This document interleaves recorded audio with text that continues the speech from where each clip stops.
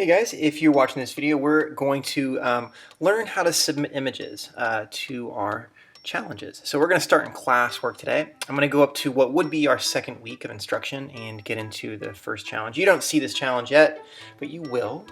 You're going to just select on the image or the icon. And let's take a look at our first challenge. You can see there's a number of things that we have to go over. The first is you can see in big bold letters, press here for instructions. That's the video. These are our submission boxes. There'll usually be 3. Below it are the examples of maybe something you might want to replicate a little bit. And then below that is a rubric. So let's go ahead and submit images. We're going to make sure, now we're on a computer right now, so we're going to just put our cursor in one of the submission areas and push insert. Right below that you'll see image, and then these are all the options that we have to submit images. And download from our computer, we can search the web, here's Google Drive, here's Google Photo. You can go to a certain website by typing in the URL, and you can also get images off of a camera that might be connected to your computer. So there's a number of options. We are going to use only 2. We're going to use the Drive, and then Google Photos is the other method. So if you're in my digital photography class, you need to upload your images to the Drive, and this is where you're going to keep your folders under My Drive. And you can see I've got a bunch of folders here. This is pretty simple here. I'm going to go into one of my folders here and just pick an image out of headshots, and you can see because my cursor was in that first submission box, it'll show up there. So I'm going to push Command Z and backpedal out of this. Now I'm going to show you how to insert images from Google Photo. This application on your phone as well.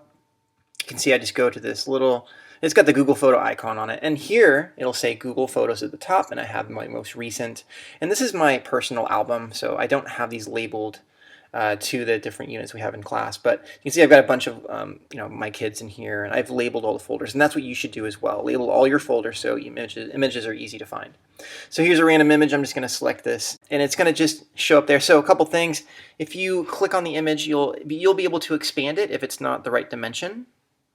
Which is very useful if your image kind of comes out slightly distorted. You can also crop it by double-clicking it, and when these black icons or black borders show up, it'll crop. You can actually crop this. Now, I will be able to see any of the modifications you do to these images.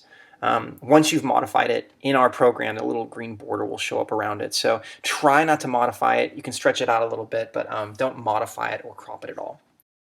So the next thing we need to go over is submitting images and knowing that you've submitted an image. So let's go out here to View Assignment if you were looking at your challenge from your end. And you can see that there's a little area here that says Turn In. Well, this is kind of cut off a little bit, but you can push on Turn In. You can see that you are submitting one attached piece of work, and then also it'll show you that when it's been submitted, it'll also give you the option to unsubmit. And you want to unsubmit if you make any changes. But the last thing is that your little bullet point out here should turn to gray. Some of them are colored green or blue or gray, but they will turn a lighter shade or just to gray. And that's how you know you've submitted your work. And that's it, guys.